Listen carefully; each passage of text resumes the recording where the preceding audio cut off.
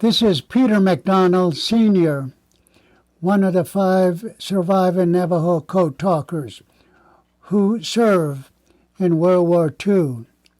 And you're listening to the Route 66 show.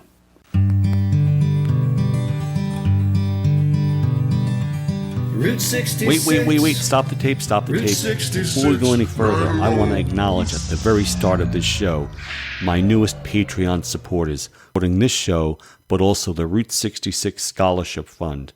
And they include Mary Beth Bussertill from Florida, Rich Havlick from Minnesota, Brian Sawyer from Indiana, and Kristen Hackinson from Washington State. And of course, the Midpoint Cafe in Adrian, Texas. Thank you. Okay, roll the tape. I'm walking along the mother road. The main street of America, from Chicago to LA, bore a heavy load.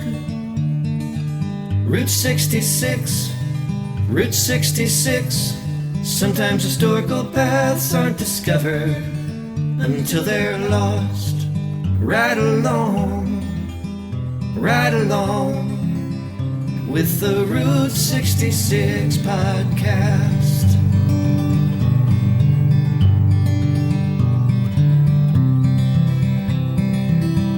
Hello and welcome aboard the Route 66 podcast, where talks with people living and working along the Mother Road. I'm your host, Anthony Arno, and I'd like to thank you for joining us here today on our journey. Well, today's show, I have a true American hero, Peter MacDonald. I first learned about Peter probably 2 years ago while taking classes at Millersville University for my STEM teaching certification and the Route 66 connection. Peter is just one of 5 surviving Navajo Code talkers who will tell all about his role on Iwo Jima, returning back home after the war and being sworn to secrecy for 23 years before even being allowed to mention what he had done as a code talker, his career as an engineer for the Howard Hughes on the Polaris Missile Project, and his role as the chairman of the Navajo Indian Nation. On our last show, I featured 3 students who were the 2020 Route 66 Scholarship Program recipient winners. That was a show I really enjoyed, especially with those youngsters so passionate about Route 66. I especially like Shay describing the burgers at Dell's being so yummy, and that's straight from the mouth of a child. If you enjoyed this program, I would love for you to support me through the Route 66 Patreon program. Any amount not only supports this podcast, but also the Route 66 Scholarship Program. Last year, we provided awards for students in grades K to 12, and for 2020, we'll be providing an award for a college student to assist them with tuition or textbooks. Every little bit helps, and at the most basic level, pledging just $1 a month helps. For those pledging $5 per month, Level 2, the Will Rogers level, supporters will receive the following: a Route 66 washable face mask, early access to the podcast 1 week before being released to the general public, and full episodes in cases where the show exceeds 60 minutes in length. And for those pledging $10 per month, Level 3, the Cyrus Avery level, supporters will receive everything I've mentioned, in addition to entry into a monthly drawing to win Route 66 related prizes: books, calendars, magnets, music, pins, stickers, t-shirts, and the drawing for the current month includes a 2021 Route 66 wall calendar.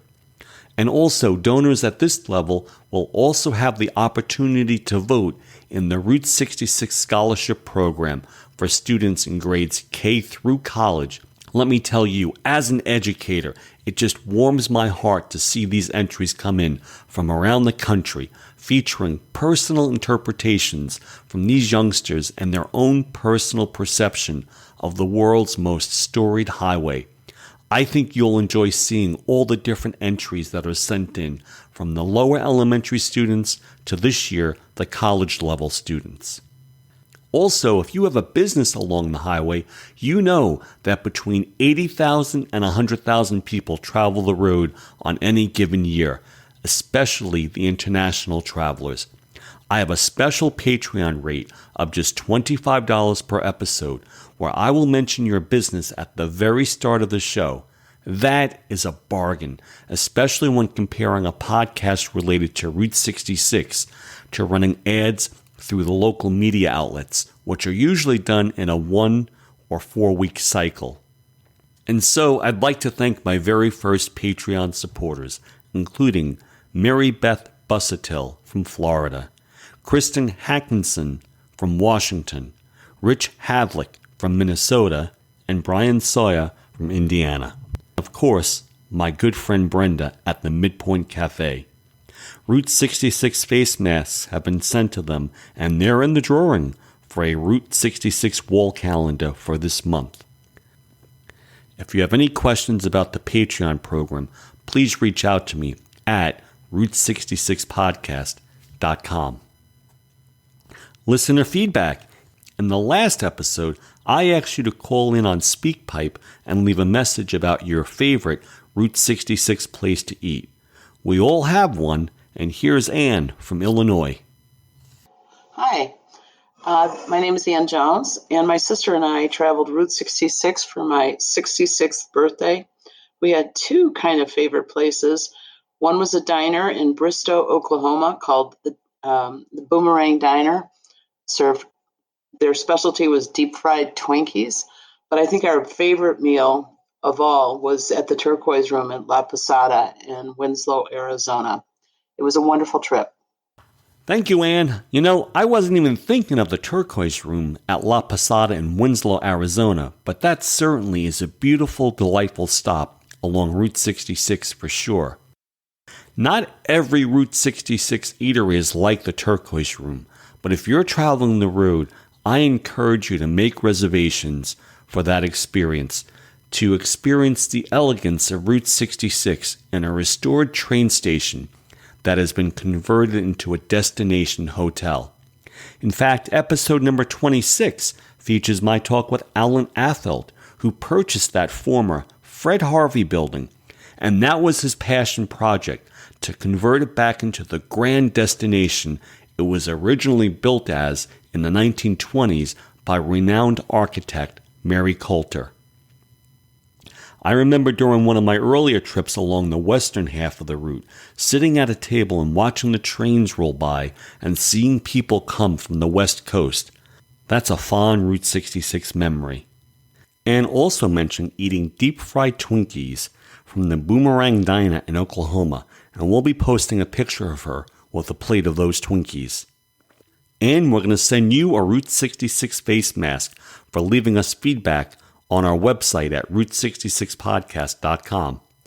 So for this month, I'd like you to leave me a message at route66podcast.com on your favorite book that you use as a reference guide while traveling the road, or just reading about the road.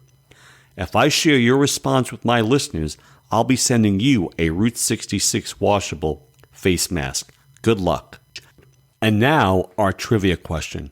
On the last regular show, the Route 66 Circus Legacy, I featured 3 special guests, all related to the circus days along Route 66 in the towns of Bloomington and Normal, Illinois. One of my guests on that show was Wayne Wright, the human cannonball who's been shot out of a cannon well over 1,100 times. Here's the question. What was his scariest memory as a circus performer that he spoke about during my talk with him? The answer after today's show. But before I play the show today, I want to mention 2 more things. My first guest is Jacque Kellogg, a local realtor in Flagstaff, who was the initial contact person for Peter MacDonald. Jackie's going to talk about the Route 66 connection with the Navajo Code talkers.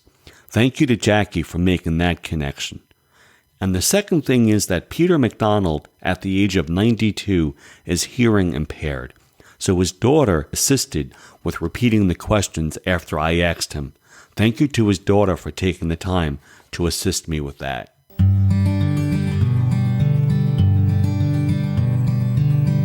So today we're talking with Jacque Kellogg. Jacque, how are you doing today? Thank you for joining us. I'm great, thank you. How did you get involved with the El Pueblo Motel and the Code Talkers? I had sold a motel on Route 66 a couple of years ago, and it was a historic hotel, which I was not aware of at the time. And immediately, like within a week after I sold it, they tore it down. So the guy that owns the El Pueblo heard about me selling that one and the price I got for it, and he wanted to know if I could sell his motel. So I met with him, and we talked about it, and he started telling me about the history of the motel. So I started looking into it, and I got with the historic preservation officer here in Flagstaff and started doing my research. And then I found out that it was the original location where Philip Johnston recruited the Navajos to develop the code before he took it to San Diego. And what is so once I found this out, I didn't want to sell it anymore. I wanted to preserve it. And what is the current status of the El Pueblo today? The El Pueblo is no longer for sale. The owner has decided to keep it. My understanding is he's going to try and keep it historically relevant, but still run it as a motel. How large of a hotel is it? It only has about 23 rooms, I think. And the other hotel that you sold, it was the Wonderland Hotel, is that correct? Correct. And what has become of that site today? It is going to be a new hotel. Jacque, tell us a little bit about how you got in contact with current surviving code talkers such as Peter and Thomas. Oh my gosh. So I had been reaching out to everybody and everybody I could find and got in touch with the Arizona Historic Preservation Office down in Phoenix. And then I met who at that time was the City of Flagstaff preservation officer. And he gave me a name, and I reached out to the daughter of Peter MacDonald, and we just kind of hit it off, and we developed this relationship, and we started doing meetings and talks and inviting the community to come meet Peter and understand the historic relevance of this motel for Flagstaff, and it just kind of skyrocketed from there. The National Trust for Historic Preservation did a Route 66 road trip, and they stopped at all these places along Route 66 from Chicago to Santa Monica. And somehow I managed to get in at the very last minute and make the El Pueblo a stop.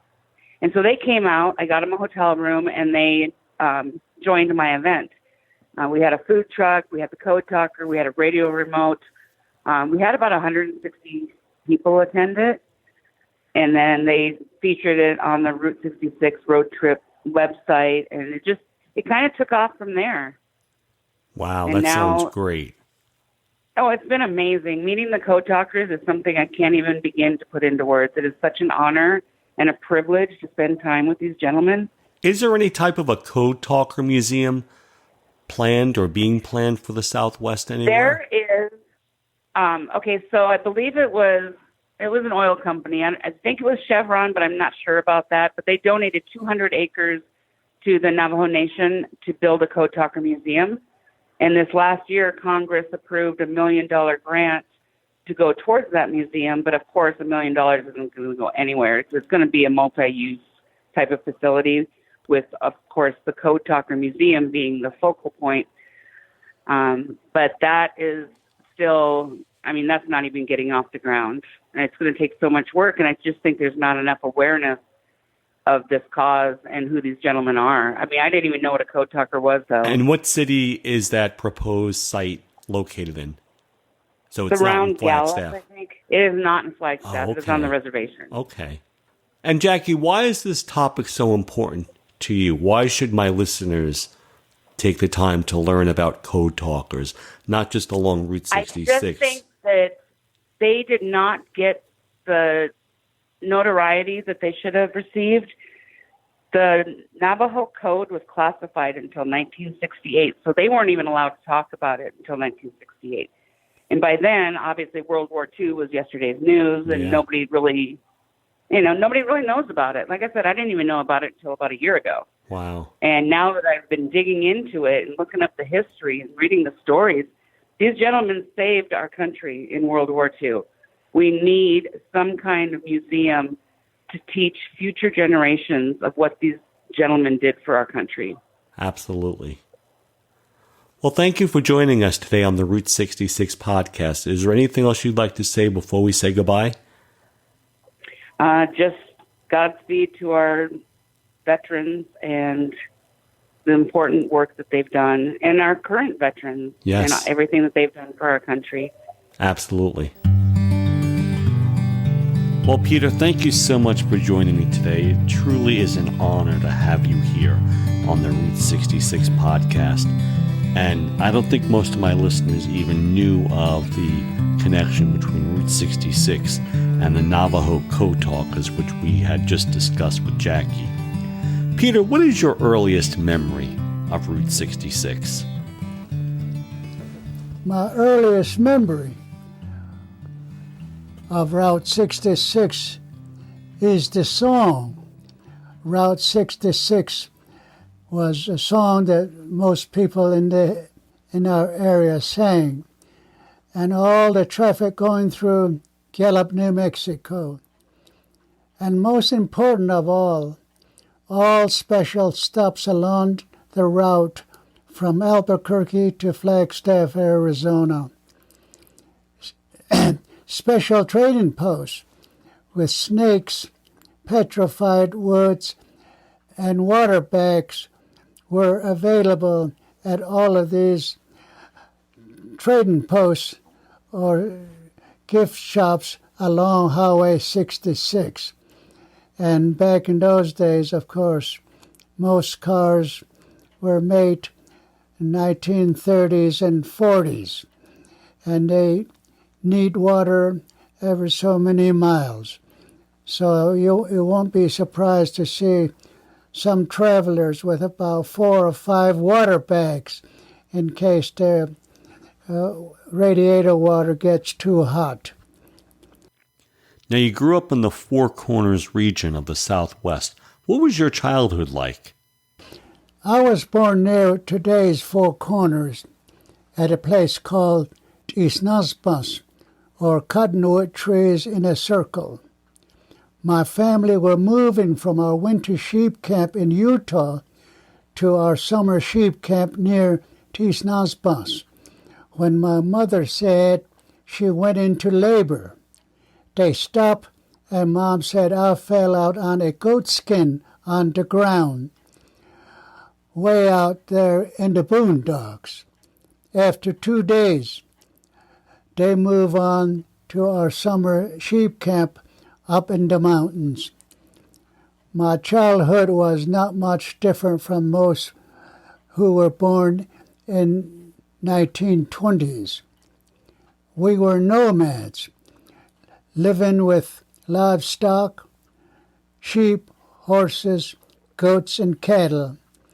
Our principal economy was livestock and farming. It was a good life. No laws, no courts, no policemen, no taxes, no Social Security checks, no welfare checks, no government officials. As a matter of fact, no schools, no tribal or federal officials nearby. As a matter of fact, there was hardly any motorized vehicle in the area at all, just wagons pulled by horses. We were on our own, pretty much, doing what needs to be done to be self-sufficient. We were taught Navajo way, no government officials. As a matter of fact, no schools, no tribal or federal officials nearby. As a matter of fact, there was hardly any motorized vehicle in the area at all, just wagons pulled by horses. We were on our own, pretty much, doing what needs to be done to be self-sufficient. We were taught Navajo way by our family members, telling us stories of our creation and our universe. And what prompted you to enlist in the U.S. Marines? I joined the United States Marine Corps in 1944 at age 15, all because most of my close relatives were in military and had beautiful military uniforms. I know storytelling plays an important role in Native American culture. How has the art of storytelling helped you prepare as a code talker? Well, most of us who ended up as Navajo Code talkers were well prepared. Our home training of storytelling was one of the key elements to becoming a Navajo Code talker. Navajo Code School was a top secret project. Every code word developed, which was over 600 words altogether, were subject to memory only. We were not allowed to carry a copy of code words in our pockets. Storytelling at early ages through adulthood gave us a good memory capacity to remember over 600 code words and recall it instantly for transmission of top secret and confidential messages. In every landing after Guadalcanal, August of 1942, all messages you didn't want the enemy to know went through Navajo Communication Network. It would be most difficult for today's Navajo kids to memorize over 600 code words because our kids today are used to depending on cell phones to remember a certain item. Yes, just Google it and the information is there.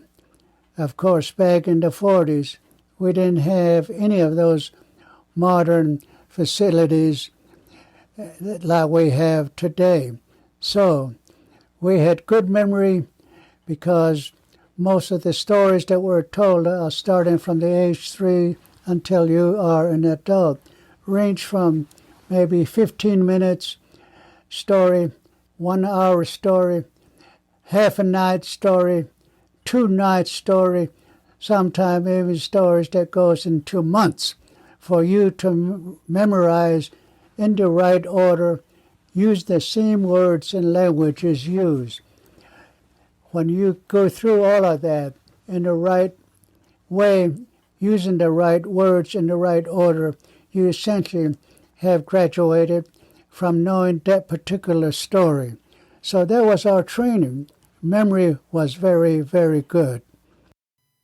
Why is it that, with all the codes used during World War II, none of them were as successful as the Navajo Code? What was the reason for the success?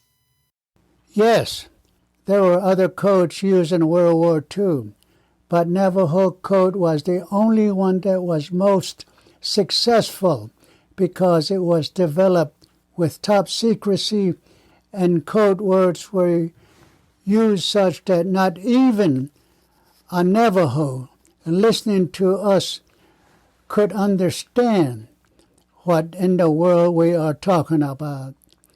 The other reason is it was successful was in the manner in which it was developed. And there were official U.S. Marine Corps Navajo Code School developed by the United States Marine Corps. This was a very top secret program established to teach selected Navajo Marines the code words to be memorized. There would be a test every Friday to see how well we are memorizing the code words. Navajo Code became official military code to be used all across the Pacific War. There were 2 communication networks for every landing. Navajo Communication Network for all top secret messages or confidential messages. Messages you didn't want the enemy to know went through Navajo Network. The second communication network was English for all other messages.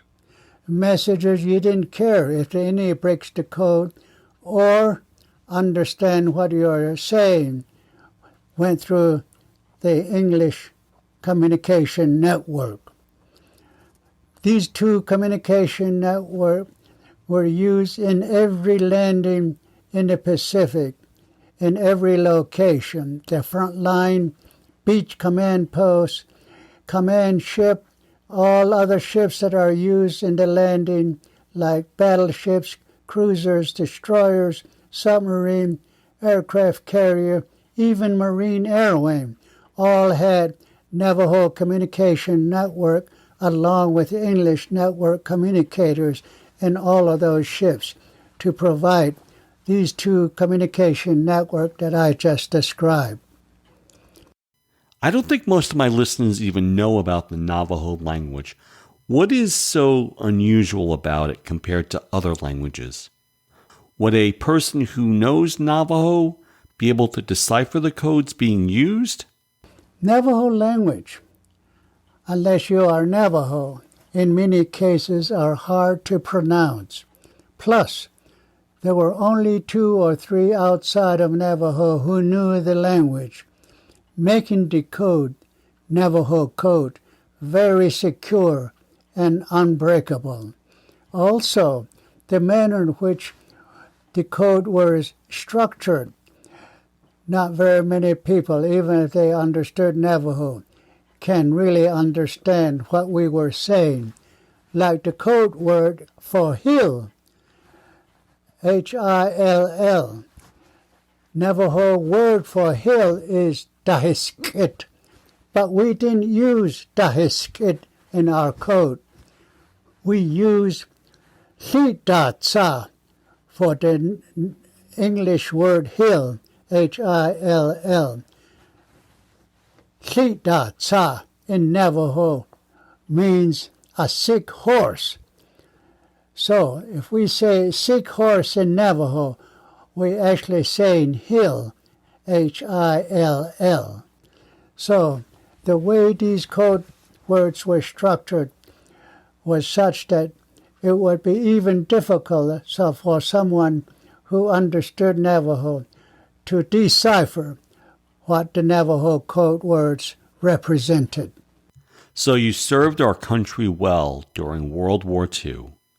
You come back and you had to wait 23 years after the war ended until you could tell everyone the heroic work that you did. During that 23-year period, what did you tell your family and friends when they asked you about your experience? The secrecy of all code words remained very secret with us until 23 years after World War ended. Navajo Code was not declassified as a military code until 1968, 23 years after World War II ended. We remained silent about what we did until 1968. Well, upon discharge from U.S. Marine Corps, we were told not to tell anyone what we did in war until the code was officially declassified. All we were told to say was we were radio man and nothing else. By 1968, we all pretty much lost interest about what it was that we did and went about restructuring our lives to civilian life. So, after 1968, we began to restructure and try to memorize most of the things that we did that was a secret for 23 years. So these code talkers, how important were they during World War II?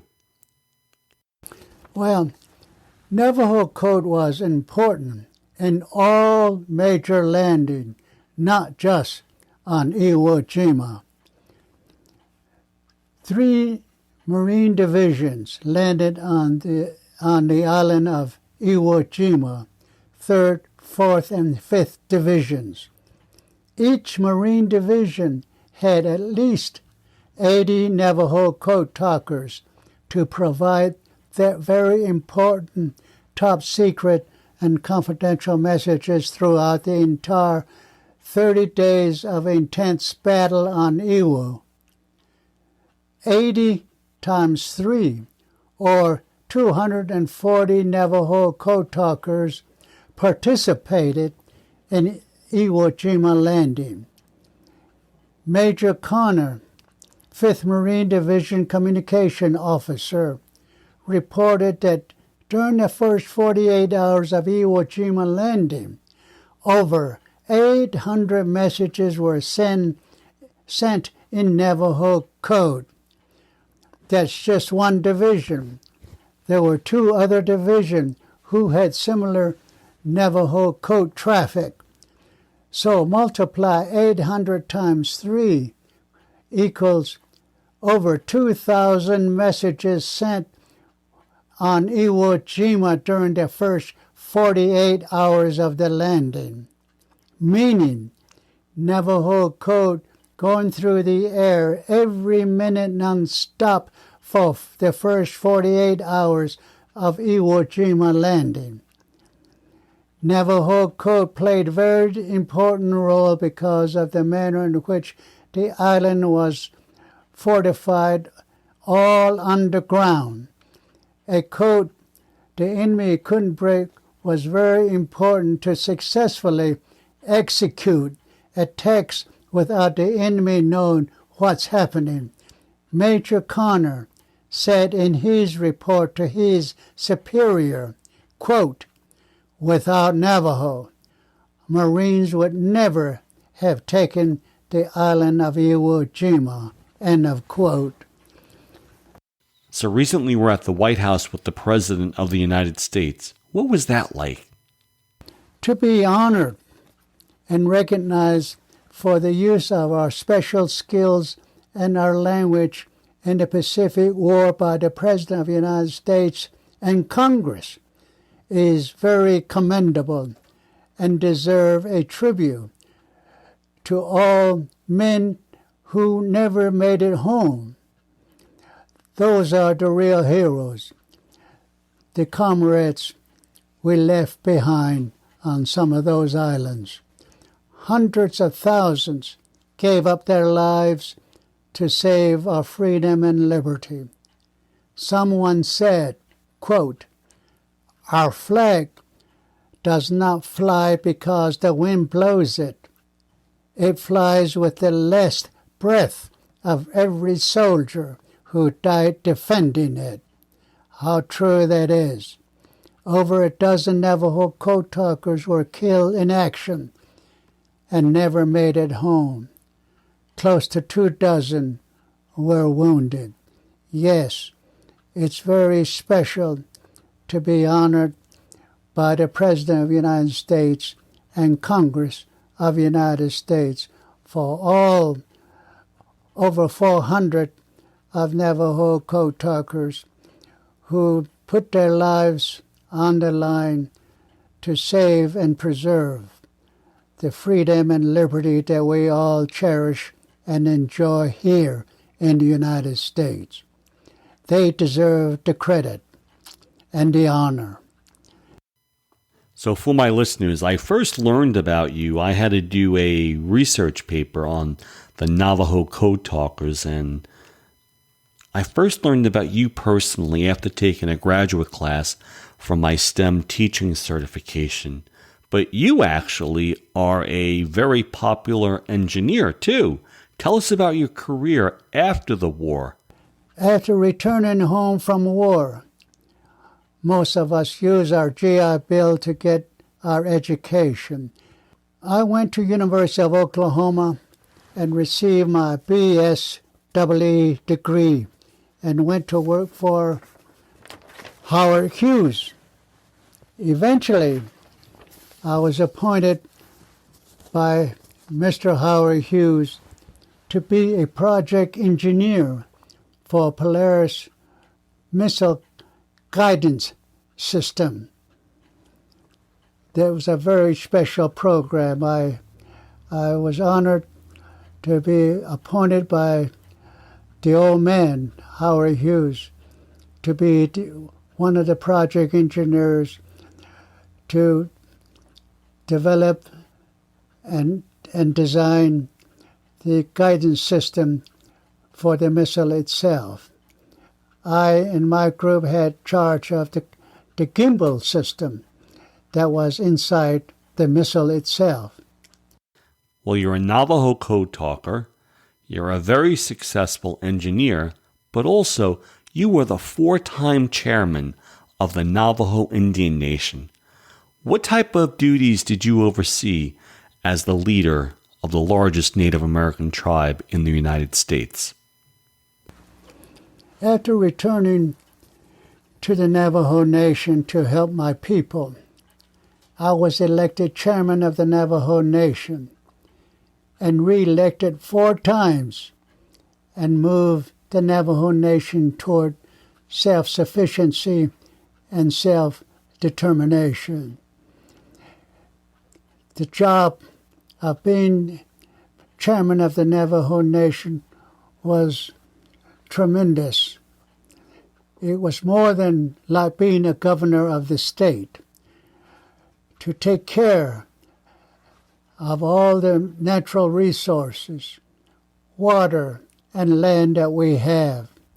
As a matter of fact, to be chairman or head of the Navajo Nation back in those days was threefold. First, you are head of the nation like a governor. You make sure that the people receive things that they need in order to be secure in their home and also to move forward in the way of education, economic, as well as social progress. That's government work. The second most important duty of a Navajo chairman back in those days was being like CEO, president of a major corporation. We had oil and gas, natural resources like coal, uranium, and water, and land.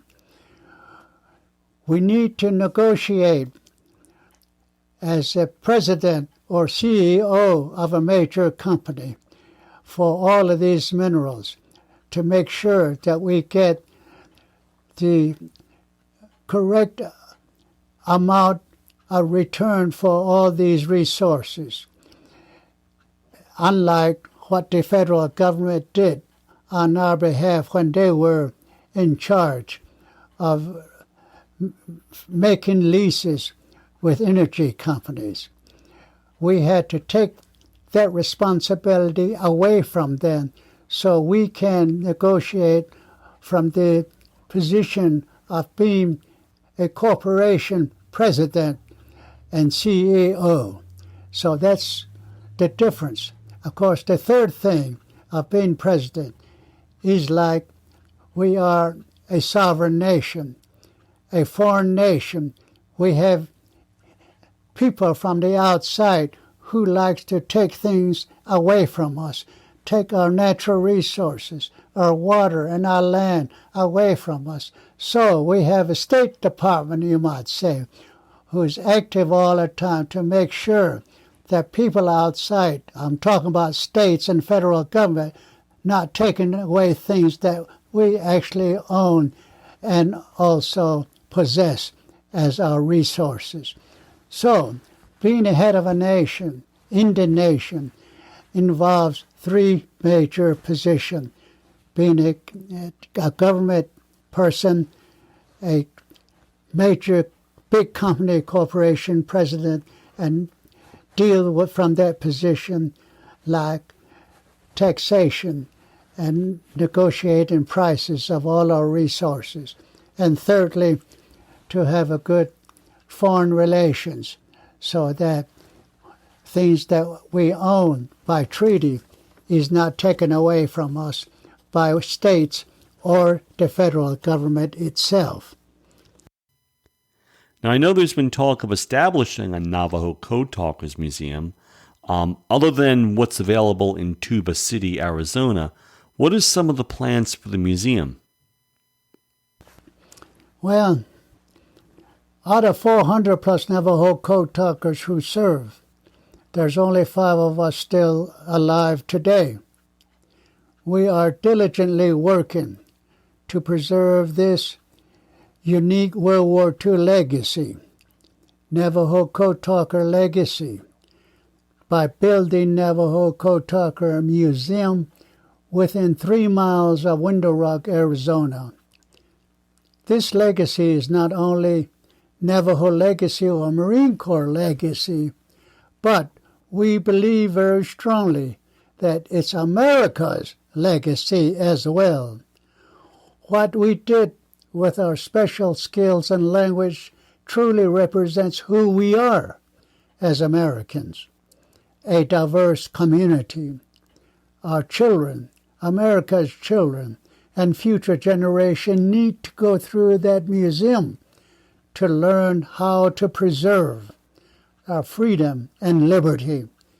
State of New Mexico donated over $1 million to get the museum off the ground. Navajo Nation is working to help clear the land and make it happen. Chevron Mining Company donated 245 acres of private land donated to Navajo Code Talkers Association to build our museum on that property. So we are moving forward as fast as we can to get this Navajo Code Talker Museum off the ground, and hopefully within the next 2 to 3 years we'll have the doors open to the new Navajo Code Talker Museum. Of course, we need all the help we can get from America. So what type of commitment have you gotten for the development of a National Code Talkers Museum? How far along are we on that process? There are a number of commitments from foundations, tribes, and federal government to help with Navajo Code Talker Museum project. As a matter of fact, the last time we were in the White House, the President of the United States promised to help us build this museum, Navajo Code Talker Museum of World War II. We need to get it fully organized to enlist all those who want to help build this National Navajo Code Talker Museum, a very unique legacy of World War II in the Pacific. Peter, why is establishing a Navajo Code Talking Museum so important to you? Why is establishing Navajo Code Talker Museum so important to you? Well, it's not so much as important to me, but it's very, very important to everyone who cherish our freedom and liberty. Establishing Navajo Code Talker Museum is very important because it speaks to our American way of life, which our children and future generation need to remember and keep to preserve what we all cherish most, our freedom and liberty. Well, I'm so glad you were able to join me here today. Out of the 400 code talkers who participated in World War II, there's only 5 of them surviving today, including yourself. what do you want my listeners to know about you and the World War II Navajo Code talkers? Well, the 5 surviving Navajo Code talkers: Samuel Sandoval, John Kinsel, Thomas Begay, Joe Vandiver, and myself are working and praying to get the museum off the ground. I'm talking about Navajo Code Talker Museum. These men are proud to have played a significant role in winning the war in the Pacific. Our presence and work on the museum is to honor our comrades and all those who were killed in action and never made it home. The old saying, "Freedom is not free," is so true. Now, I grew up in New York City, and I really did not have much experience with Native Americans and the plight that they're facing until I was bicycling across America, and I crossed some reservations in Nebraska and South Dakota. Tell my listeners, what are some of the biggest challenges that the Navajo Nation is facing today, that not only the Navajo Nation, but all Native American tribes are facing, that my listeners should know about? I'm glad that question is asked, because Navajo Nation is not the only largest American Indian tribes in North America, but it has a great deal of need for America to understand. Challenges for the Navajo Nation is vast. What the Navajo Nation face today is no different than most tribes. We want self-determination, self-sufficiency, and enjoy life as a free nation. Health, education, social and economic issues are foremost within our nation. Every measure of social, economic, health, and education that we have here on Navajo are so far behind of all other states and countries. What we need here is not more welfare checks or more commodity food or more entitlement programs. What we need as a Navajo Nation is a Marshall Plan to get us out of poverty and into the 21st century. Our population is increasing, and infrastructures that we have is 50 years behind times. Most of our roads were built 60 years ago, and they're not being repaired like it should. Our infrastructures are 50 years behind.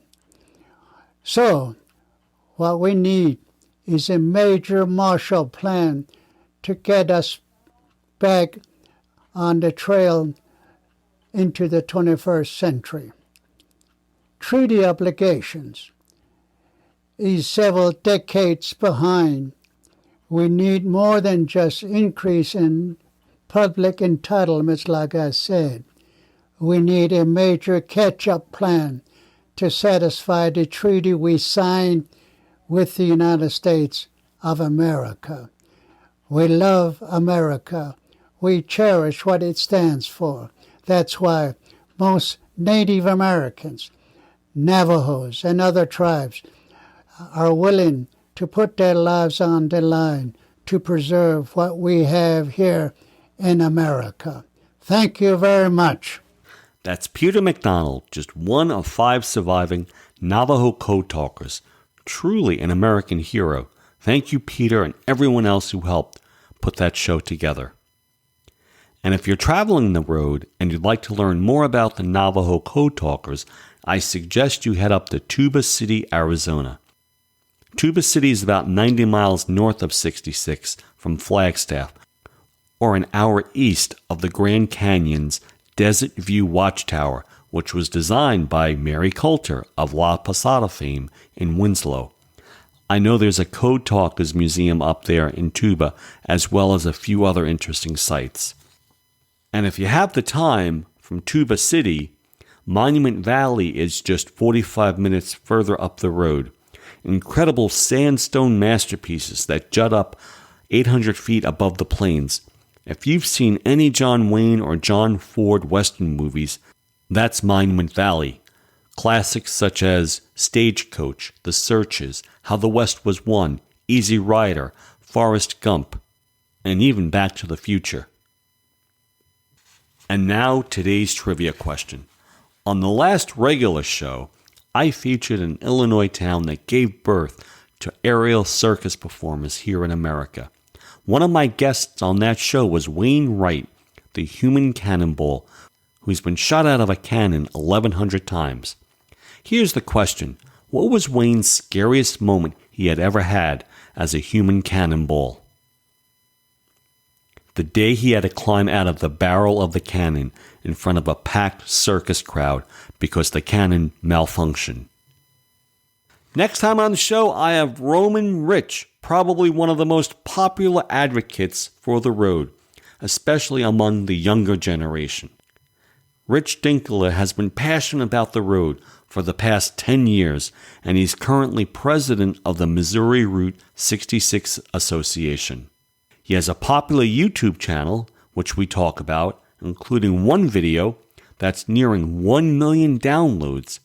He's personally led the restoration effort on many Route 66 landmarks, including the Painted Desert Trading Post in Arizona.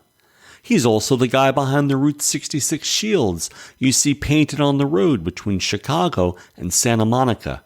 Here he is talking about one of the larger shields he's placed in front of Gay Parada in Oklahoma in honor of Gary Turner. Only a couple people knew about me running up and down the road painting Route 66 shields. Little ones, they were more seen as Easter eggs. I can remember crossing over into the Kansas state line from Missouri. I just happened to be on Route 66 and coming across one of Dean Walker's Route 66 shields painted on the section of Kansas right there before you come into Galena. And I saw that, and man, it rolled out like a welcome mat. Yeah. And it was such a great feeling that I wanted lots of people to have that same feeling. And that's what really inspired me to start doing the shields. You know, probably the one that's most iconic is it's the largest Route 66 shield painted in Missouri. And that is right in front of Gary Turner's, now Barb Turner's place there at Paris Springs Junction.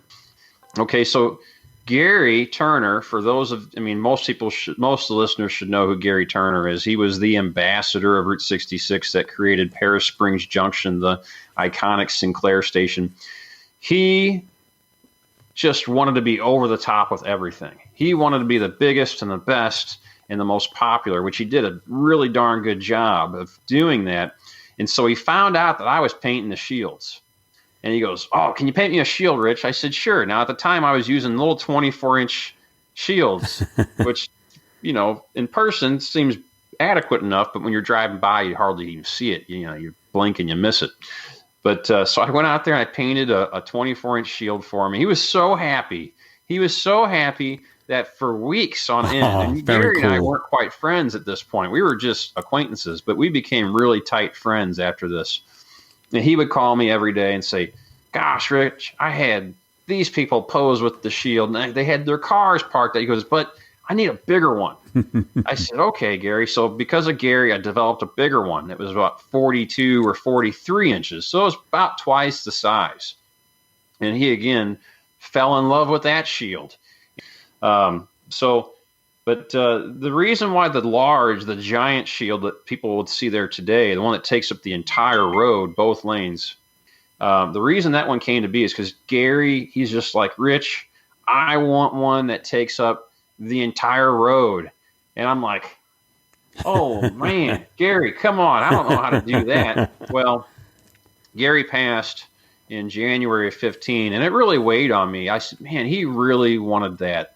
And so together with a friend of mine named John Furr, we put together basically a mosaic or a puzzle that you could assemble this giant shield out of, and we laser cut all the pieces to make it happen. That's Roman Rich on the next episode of the Route 66 podcast. Please remember to leave me a voice message on our website about your favorite Route 66 guidebook at Route66podcast.com, and you might win a Route 66 face mask.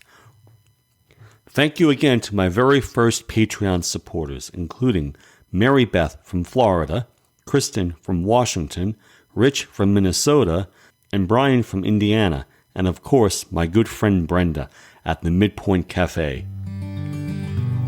Thanks for taking the journey with us here on the Route 66 podcast. I'm your host, Anthony Arno. Be well.